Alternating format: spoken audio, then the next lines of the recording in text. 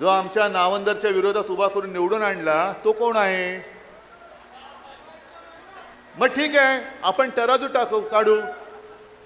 त्यांनी निवडून दिलेला आमदार त्याची पार्श्वभूमी काढा, त्याच्यावरती तो कुठे काय केस खटले बिटले होते, तुरुंगात होता का ते काढा.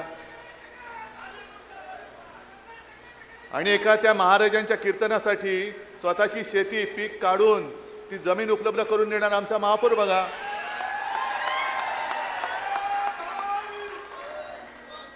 पण हे किती दिवस चालणार? म्हणजे आपण जरा कुठे काय केलं की बाळासाहेबांचे विचार सोडले, पण तुम्ही शिवसैनिकांशी आणि शिवसेनेशी गद्दारी केली. हा बाळासाहेबांच्या विचारांचा तुम्ही घात केलेला. मला तोही क्षण आठवतोय. मी विधानसभेला सुद्धा प्रचाराला आलो होतो आणि लोकसभेला सुद्धा आलो होतो. लोकसभेला तो स्टेडियम पूर्ण भरला होता. ते राहुल ती सभा एक आपल्याला परत घ्यायची, त्याच स्टेडियम मध्ये घ्यायचे.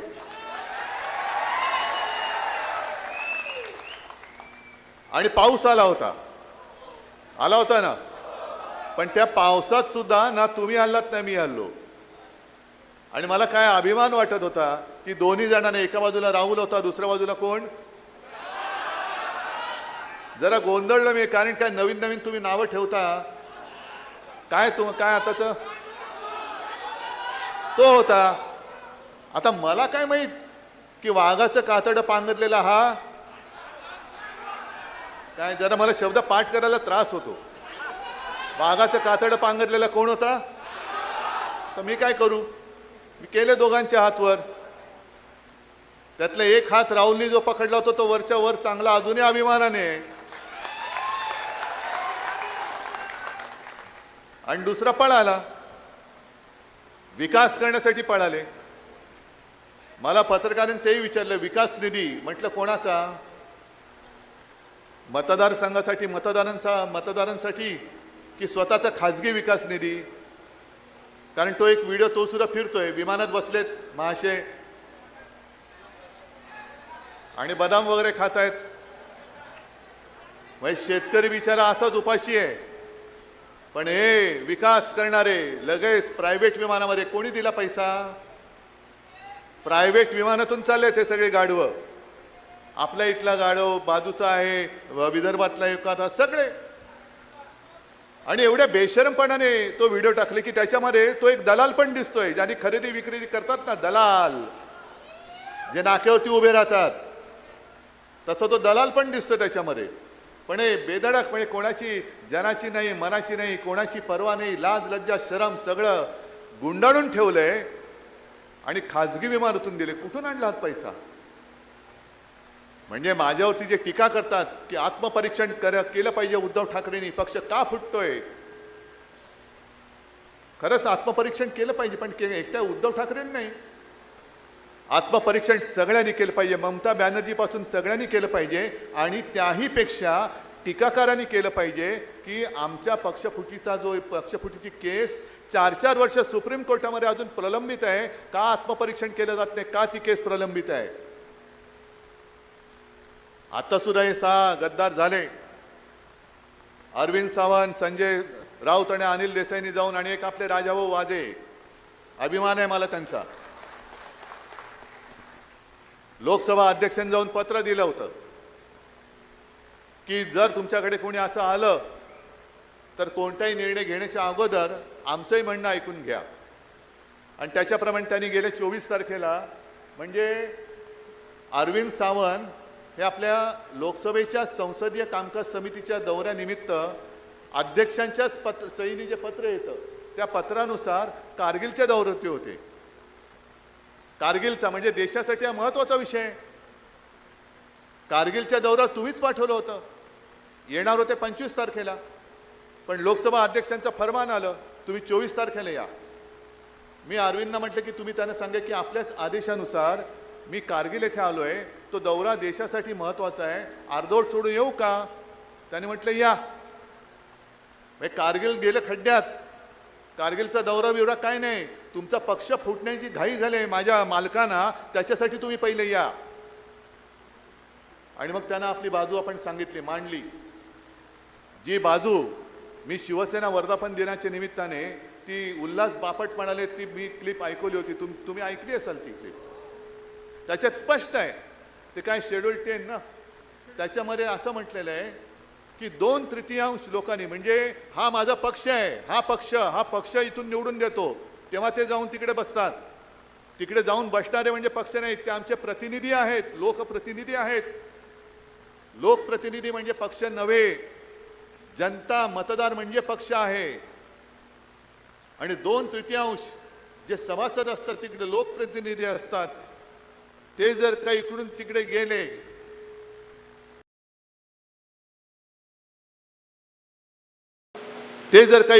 गेले, आणि दुसऱ्या पक्षात विलीन झाले तर त्याला कायदेशीर मान्यता मिळू शकते का? तर उल्हास बापटांनी म्हटले नाही. कायदे तज्ञ आहेत उल्हास बापट, बुजुर्ग आहेत. अशी माणसं फार थोडी राहिले ज्यांना कायद्याची, नुसते बुजुर्ग नाही तर कायद्याची काही बूज आहे, कायद्याची काही जाणीव आहे, कायद्याबद्दल काही आदर आहे, कायद्याचा अभ्यास आहे. आणि त्यांनी स्पष्ट सांगितले की त्याच्यात संविधानात, हे कोणी तुम्ही मी किंवा बापटांनी लिहिलेलं नाहीये, संविधानात घटनेमध्ये लिहिलेलं आहे की जेव्हा एखादा पक्ष दुसऱ्या पक्षात विलिनीकरणाचा निर्णय घेतो, त्याला 2/3 लोकप्रतिनिधींचा जर पाठिंबा असेल तर ते होतं. 2/3 लोकप्रतिनिधी विलिनीकरणाचा निर्णय घेऊ शकत नाही. आता हा तुमचा नवीन जो शब्दांनी तुम्ही जो बॉस म्हणताय, हे सगळे 6च्या 6 जर कायद्याचं राज्य या देशात असेल तर ते बाद झाले पाहिजे. जर कायद्याचं राज्य असेल तर. आणि कायद्याचं राज्य नसेल, पण मला अजूनही लोकसभा अध्यक्षांवरती विश्वास आहे, कारण शेवटी तुम्ही कायदा पाळला नाहीत तर जनतेला सांगू शकणार नाही तुम्ही कायदा पाळा म्हणून. सुरुवात वरून व्हायला पाहिजे. लोकसभा अध्यक्षांनी कायदा पाळला पाहिजे. जे डॉक्टर बाबासाहेब आंबेडकर यांनी आपल्याला घटना दिलेली आहे, जी घटना दिली त्या घटनेनुसार जे योग्य आहे ते योग्य करण्याचा अधिकार हा लोकसभा अध्यक्षांनी दिला आहे. अधिकार आणि मर्जी याच्यामध्ये फरक आहे. आम्ही अधिकार मानतो, मर्जी मानणार नाही. मर्जी नाही मानणार आम्ही. आणि म्हणून 2/3 जर तिकडे गेले असतील, त्यांना वाटलं असेल की 6वा आला म्हणजे झालं, 6वा आला म्हणजे झालं, होत नाही.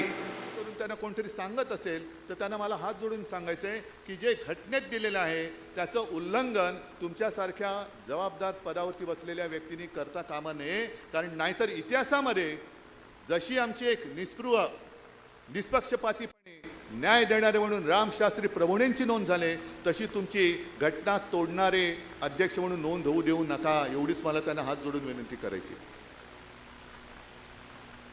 आणि मग राहतोय प्रश्न तो परभणीचा. आता सुद्धा मी येताना मला शेतकरी भेटले, आमचा पीक विमा अजून मिळालेला नाहीये. काय विकास कुठे आहे? ज्या वेळेला इकडे गेल्या वर्षी अजून 1 वर्षही नसेल झालं, आपत्ती आली होती, प्रचंड पाऊस कोसळला होता, शेतकऱ्यांचं पीक तर वाहून गेलंच, घरदारं वाहून गेली, मुलांची वह्या पुस्तकं वाहून गेली, आणि शेत जमीनच्या जमिनी खरवडून गेल्या होत्या अक्षरशः. म्हणजे ते सगळे खालचे दगडगोटे हे वरती आले होते. आत्ता जसे दगडगोटे गद्दार वरती आले तसे ते जमिनीतले दगडगोटे वरती आले होते आणि जमीनचा कस संपूर्ण मारून टाकलं होतं. जे म्हणतात उद्धव ठाकरे फिरले नाही, उद्धव ठाकरे फिरले नाही, मग तेव्हा कोण फिरलं होतं? मी आलो होतो ना तुमच्या इकडे. पण त्या दौऱ्यामध्ये माझ्यासोबत राहुल होता. हा कुठे होता? गद्दार. मोर्चाला नुसता तोंड दाखवायला आला होता. पण मी शेतकऱ्याच्या बांधावरती जाऊन अंबादास तुम्ही बरोबर होतात, अनेक जण इथले माझ्या सोबत होते, तुमच्यापैकी सुद्धा अनेक जण सोबत असतील. आपण शेतकऱ्याला जाऊन भेटलो होतो, बांधावर जाऊन भेटलो होतो, त्यांच्याबरोबर बोललो होतो. आणि मग तिथून आपण मागणी केली होती की शेतकऱ्याला संपूर्ण कर्ज मुक्त करा.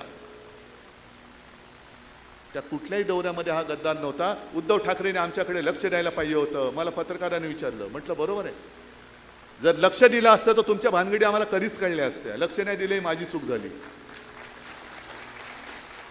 लक्ष द्यायला पाहिजेच होतं, पण यापुढे तुम्ही लक्ष द्यायचंय. हा जो तुम्ही माझ्याकडे चाबूक दिलेला आहे, आसूड, महात्मा ज्योतिराव फुलेने जो म्हटलंय शेतकऱ्याचा आसूड, तसा हा आसूड आहे.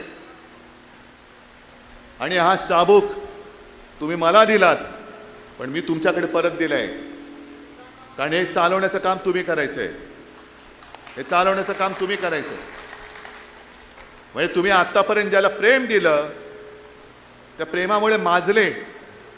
आणि काही जणांची लायकी नसते. प्रेम ज्यांना परवडत नाही ना, ते गद्दारी करतात. आणि जर का विकास निधीसाठी पक्षांतर केलं असेल तर मी काल सुद्धा म्हटलं, झालं आज यावर्षी RSSला 100 वर्ष झाली, 100 वर्ष. भारतीय जनता पक्षाला सुद्धा आणीबाणीनंतर जन्माला आलेला पक्ष आहे. त्याच्या आधी जनसंघ होता. आज आमचे 3 खासदार आणि राज्यसभेत 1 खासदार आहे.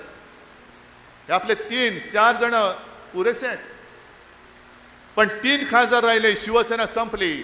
त्या सगळ्या बेकल्याने मी सांगू इच्छितो की जोपर्यंत शिवसेना प्रमुखांनी हिंदुत्वाचा विषय हाती घेतला नव्हता, तोपर्यंत भारतीय जनता पक्षाची आज जगातला सगळ्यात मोठा पक्ष होता, त्याच्याहून आता कॉक्रोच जनता पार्टी मोठी झालेली आहे. आणि त्यावेळेला फक्त भारतीय जनता पक्षाचे 2 खासदार होते, 2. अडवाणी उभे नव्हते राहिलेले आणि स्वतः अटल बिहारी वाजपेयी निवडणूक हारले होते. म्हणजे तेव्हा खरंच भाजपला मूठमाती देऊन मोकळं झालं असतं तर बरं झालं असतं. पण आपण भोळी माणसं, हिंदुत्व हिंदुत्व हिंदुत्व, आमचं हिंदुत्व वेगळं हिंदुत्व आहे. आमचं हिंदुत्व हे राष्ट्रीयत्व आहे. पण जो या देशाला आपला मानतो तो मुसलमान असला तरी आमचा आहे, हे आमचं हिंदुत्व आहे. आणि मी नेहमी जे सांगतो की आमचं हिंदुत्व कसं आहे, आम्ही जय शिवराय पहिलं बोलतो, कारण छत्रपती शिवाजी महाराज हा आमचा देव आहे. आई तुळजाभवानी आहे, हर हर महादेव म्हणतो, जय श्रीराम पण म्हणतो. पण आमचं हिंदुत्व हे हृदयात राम, हाताला काम आणि शेतकऱ्याला शेतमालाला दाम हे देणारं आमचं हिंदुत्व आहे. पण यांचे 2 खासदार राहिले होते. एक देशातली पहिली निवडणूक 1987 साली पार्लेची पोटनिवडणूक, जी फक्त हिंदुत्वाच्या मुद्द्यावरती लढवली गेली आणि जिंकली गेलेली पहिली निवडणूक असेल, ज्याच्यामुळे नंतर स्वतः शिवसेना प्रमुखांचं 6 वर्ष निवडणूक लढवण्याचं तर सोडाच, पण त्यांचा मतदानाचा अधिकार काढून घेतला होता, ती निवडणूक. आणि मग यांचे डोळे उघडले. आज जे हिंदू हिंदू म्हणून बॉम्ब मारतायत, तेव्हा त्यांनी गांधीवादी समाजवाद घेतला होता. गांधीवादी समाजवाद म्हणजे काय, काहीच माहिती नाही. आता गांधीजींपेक्षाही स्वतः मोठे व्हायला निघाले. पण त्यांच्या लक्षात आलं की अरे हिंदू मतदान करू शकतात हिंदू बनून, म्हणून मग रथयात्रा काढली. कशासाठी काढली रथयात्रा? मंदिर वही बनाएंगे, मंदिर वही बनाएंगे. हे आम्ही पण त्याच्यामध्ये एकत्र झालो. स्वतः खैरे साहेब गेले, आपले सतीश प्रधान गेले, तेव्हा सावे होते, अनेक जण हे तिकडे गेले. बाबरी पाडली गेली, कारण कार सेवा करायचे. दुपारी जेव्हा माहिती आली, बातमी आली, मला वाटतं संजय तूच फोन केला होता बाळासाहेबांना, बाबरी पाडली म्हणून. आणि तेव्हा भाजपचे सुंदरसिंह भंडारी होते. त्यांनी जाहीर केलं हे आमचं काम नाही म्हणे. हे सगळे जे आता जे बोललात ना तुम्ही, कोण बॉस, तशी ती त्यांची ती टोळी आहे. त्यांची टोळी आहे. म्हणजे पहिल्या मी शब्द नाही वापरू इच्छित, तुम्ही समजून घ्यायचं. तशी ती त्यांची टोळी आहे. हे आमचं काम नाही म्हणे, हे शिवसैनिकांचं काम असेल. तेव्हा कसलाही मागचा पुढचा विचार न करता बाळासाहेब म्हणाले, जर ते माझ्या शिवसैनिकाने काम केलं असेल तर त्यांचा मला गर्व आहे. हे असे पळपुटी लोक आणि त्यांचे बूट चाटणारे तुमचे नादान लाचार बॉस कशासाठी राम मंदिर उभारलं? अनेक कारसेवकांचं तिकडे रक्त सांडलं, अनेकांच्यावरती केसेस झाल्या, मुंबईमध्ये दंगली घडल्या, अनेकांना प्राण गमवावे लागले. पण तेव्हा सुद्धा शिवसेना होती, शिवसैनिक होते, बाळासाहेब होते, म्हणून मुंबई सुरक्षित राहिली. शिवसेना भवन उडवण्याचा प्रयत्न झाला, आमच्या भोवती कडेकोट बंदोबस्त लागला. श्रीकृष्ण अहवाल, श्रीकृष्ण समिती नेमली गेली, त्याच्यामध्ये अनेकांना गुन्हेगार आरोपी ठरवलं गेलं. आपलं सरकार आल्यानंतर आपल्या सरकारने म्हणजे मुख्यमंत्री मनोहर जोशींनी तो अहवाल केऱ्याच्या टोपलीत टाकला होता. अटलजींचा फोन आला, नाही आहे, ठीक नाही आहे, कचऱ्याच्या टोपलीतनं परत बाहेर काढा. परत बाहेर काढला, कारण त्यांना माहिती होतं अहवाल श्रीकृष्ण समिती नेमली गेली, त्याच्यामध्ये अनेकांना गुन्हेगार आरोपी ठरवलं गेलं. काढला, कारण त्यांना माहिती होतं की त्याच्यामध्ये एक सुद्धा भाजपचा कार्यकर्ता नव्हता. सगळे जे होते, ज्यांनी हिंदूंचं रक्षण केलं ते सगळे शिवसैनिक होते. सगळ्या केसेस होत्या ते शिवसैनिकांवरती होत्या, भाजपचा एक सुद्धा कार्यकर्ता त्याच्यात नव्हता. म्हणजे सगळ्यासाठी तुम्हाला मंदिर नव्हतं बांधायचं, तुम्हाला रामाच्या नावाने दुकान उघडायचं होतं लुटालूट करण्याचं. की हिंदू हा बिचारा असाच भोळा आहे, त्याला जय श्रीराम म्हटलं की तो काय सगळं विसरून जातो. लुटा लुटा लुटा. ही गद्दारी फक्त आपल्याशी गद्दारी झालेली नाहीये, ही गद्दारी हिंदुत्वाशी झालेली आहे. देशातल्या नव्हे तर जगातल्या तमाम हिंदूंची केलेली ही गद्दारी आहे. आणि जशी आता कॉक्रोच जनता पार्टी निर्माण झाले तशी नवीन बीजेपी जन्माला आले का? नवीन बीजेपी कोणती? कारण तेव्हा राम जन्मभूमीवरचं जे मंदिर होतं ते बाबरांनी पाडलं होतं. आता आपण राम मंदिर उभारलं, आता ते राम मंदिर लुटणारी नवीन बीजेपी आले, बाबर जनता पार्टी. ही बाबरांची अवलाद आहे. त्या बाबराने ते मंदिर पाडलेलं, हे बाबराची अवलाद हे राम मंदिर लुटताय. मग तुमच्यात आणि त्या बाबरात फरक तो काय? मग बाबर जनता पार्टीचे तुम्ही सगळे आहात का?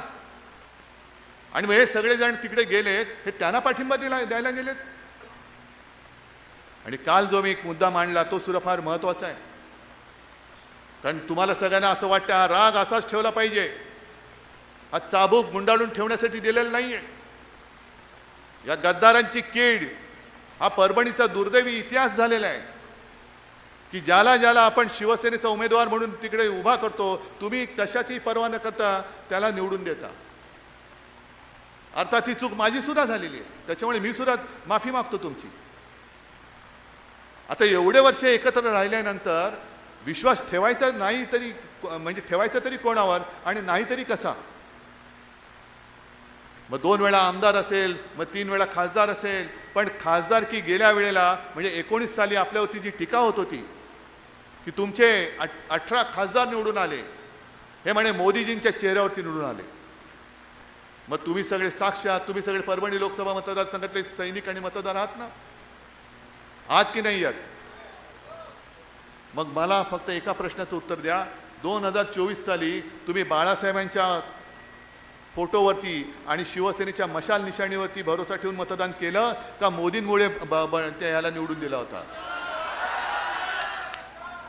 मग त्याच्या विरोधात म्हणजे पूर्ण देशामध्ये मोदींची लाट होती, राम मंदिर बांधलं होतं, तरी देखील महाराष्ट्राच्या मतदारांनी मोदींच्या विरोधात मतदान केलेले हे सगळे खासदार आज परत त्यांच्या पायाशी लीन झाले. हा महाराष्ट्राचा अपमान नाहीये? हा महाराष्ट्र धर्म मारण्याचा प्रकार करताय. म्हणून काल मी जे बोललो की हा वरवरचा प्रकार समजू नका, याच्या मागे खूप मोठं राजकारण आहे. आणखीन एक तुम्हाला पत्रकारांनी प्रश्न विचारला की हा खासदार जाण्यामागे तुमच्या पक्षातलं काही गटबाजीचं राजकारण होतं का? म्हटलं गटबाजी आमच्याकडे नाही, गटबाजी आता भाजपात चालले. कारण हे ऑपरेशन टायगर नाहीये, हे ऑपरेशन देवेंद्र फडणवीस आहे. देवेंद्र फडणवीस जसं मध्य प्रदेशमध्ये निवडणुका कोणाच्या चेहऱ्यावर जिंकला? भाजप, शिवराज सिंग. मग सगळे त्याला प्रेमाने मामा म्हणायचे, मामा मामा मामा. बनवला ना त्याला मामा, त्याचं नामोनिशाणच ठेवलेलं नाहीये. कारण हा मामा उद्या पंतप्रधान पदाच्या शर्यतीत येऊ शकतो, उद्या भाजपचा अध्यक्ष होऊ शकतो. फिर मामा को उल्लू बनाओ, मामा को बुला लिया ऊपर, डाल दिया कोने में. आता शिवराजचं नावच नाही कुठे. म्हणजे जो जो पंतप्रधान पदाच्या शर्यतीत येऊ शकतो त्यांना वेळेमध्ये कापून टाका. तसंच देवेंद्र फडणवीसांचे पंख कापण्याचे प्रकार सुरू झालेले आहेत. काल माझ्यासोबत तिकडे काल परवा माझ्यासोबत विमानात बसले होते, पण हतबल होते, हतबल. म्हणजे कळतच नव्हता मुख्यमंत्री आहे असं काय झालं. ह्या आत्मविश्वास पूर्णपणे गमावलेला हा माणूस.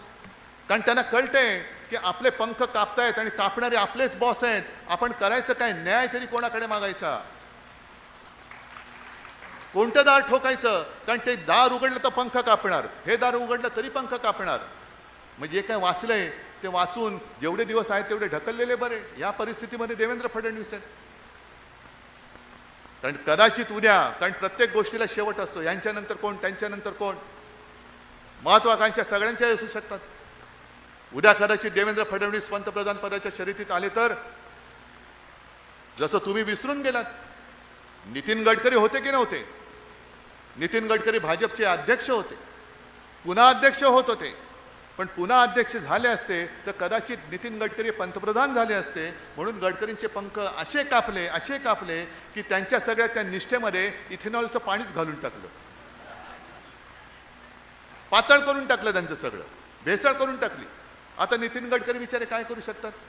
काही करू शकत नाही.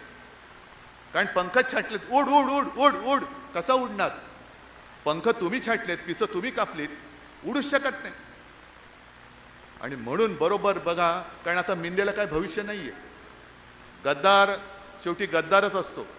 गद्दारांनी किती उड्या मारल्या तरी त्याचं नुसतं वापरा आणि फेका एवढाच मिंद्याचा उपयोग आहे. आपल्या विरुद्ध लढवायचं, पैसे देऊन माणसं फोडायची. बरं माणसं कशी, की आता एक एक माणसं जी तुम्ही मेहनतीने तयार केली त्यांचं करिअर उद्ध्वस्त करून टाकायचं. आता हा गद्दार पुन्हा परभणीमध्ये तोंड दाखवायला जागा शिल्लक आहे. म्हणजे एक माणूस संपला, बाजूचा संपला, त्याच्या बाजूचा उद्ध्वस्त करून टाकायचं. आता हा गद्दार पुन्हा परभणीमध्ये तोंड दाखवलंय. म्हणजे एक माणूस संपला, बाजूचा संपला, त्याच्या बाजूचा संपला, सगळी आपली माणसं संपवून टाकायची, कोणी प्रतिस्पर्धी ठेवायचा नाही. तसाच तर हे 6 गद्दार सरळ भाजपात घेतले असते ना, पण भाजपात नाही घेतले. इथे घेतले ते मिंदेकडे घेतले, तृणमूलचे घेतले ते त्यांच्या भलत्याच कुठल्या तरी पक्षात घेतले. का?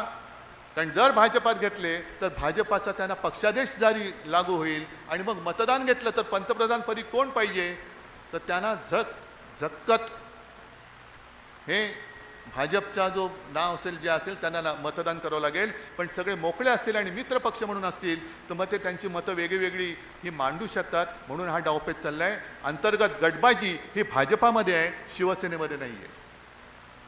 आणि आता तर साफ झाले, आता कुठे दुसरा गट नव्हताच, एकटाच होता, तो गेला. आणि तुम्ही सगळे कट्टर शिवसैनिक हे माझ्यासोबत राहिलेले आहात.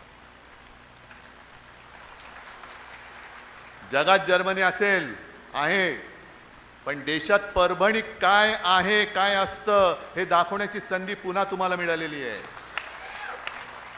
जो गद्दार होईल तो आम्ही गाडून टाकतो, जो गद्दार होईल तो आम्ही गाडून टाकतो. हा परभणीचा इतिहास हा परत नव्याने लिहिण्याची संधी तुम्हाला मिळालेली आहे. आणि आजपर्यंत आपला एक इथला आमदार यायचा, एक खासदार यायचा, बाकी एखाद दुसरा आला तर आला. कारण नेहमी मला असं सांगितलं जायचं की साहेब तो खासदार म्हणे खाली सेटलमेंट करतो, की खाली तू वरती मी. त्याच्यामुळे खाली एक आपला परभणीचा हक्काचा सोडला तर बाकी सगळीकडे कोणी येतच नाही. आता मला परभणीतले सगळेच्या सगळे आमदार निवडून पाहिजेत. सगळे तुम्ही जिथून आला असाल तिथले परभणी मला पूर्ण भगवा करून पाहिजे. आणि भगवा आपला अस्सल छत्रपती शिवरायाचा भगवा. या भगव्यावरती आपली निशाणी सुद्धा टाकू नका. निशाणीचे झेंडे हे वेगळे लावा, मशालीचे झेंडे वेगळे लावा, पण आपला भगवा जो आहे त्या भगव्यावरती एकही चित्र टाकू नका, एकही चित्र टाकू नका. कारण हा सुद्धा त्यांचा एक डाव आहे की भगव्यामध्ये गोंधळ उडवून द्यायचा. तुझा भगवा वेगळा, ह्याचा भगवा वेगळा. नाही, भगवा हा एकच, हिंदुत्वाचा भगवा, शिवरायाचा भगवा, शिवसेनेचा भगवा हा फक्त आणि फक्त भगवा आहे. त्याच्यावरती दुसरं कोणतेही चित्र असता कामा नये, हे ठेवायचंच नाही. मशाल निशाणी जशी धनुष्यबाण होती, आज मशाल आहे.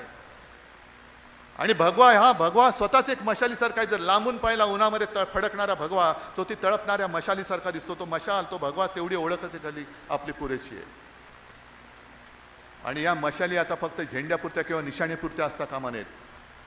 या गद्दारी विरुद्ध पेटलेल्या मशाली मला तुमच्या हृदयामध्ये धगधगत्या दिसल्या पाहिजेत. आणि या निष्ठेच्या मशालीनी ही गद्दारी जाळून खाक करण्याची ताकद ही तुमच्यामध्ये आहे आणि ती तुम्ही बजावल्याशिवाय राहणार नाही, हा विश्वास बाळगतो. एक शब्द पुरेसा आहे, तुझं सगळं कोलमडून पडतं.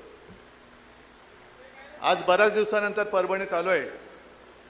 पहिल्या प्रथम मी परभणीकरांना धन्यवाद देतोय की तुम्ही आपल्या हक्काचा शिवसेनेचा महापौर निवडून दिलात. त्याच्याबद्दल खास धन्यवाद देतो.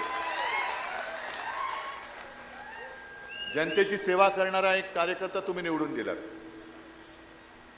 आता त्याच्याही वरनं माझ्यावरती टीका झाली. याने म्हणे बाळासाहेबांचे विचार सोडले. का सोडले? की म्हणे महापौर मुसलमान आहे. असेल, पण तो आमचा आहे. त्याला शिवसेनेची उमेदवारी घेऊन शिवसैनिक म्हणून तो लढलेला आहे.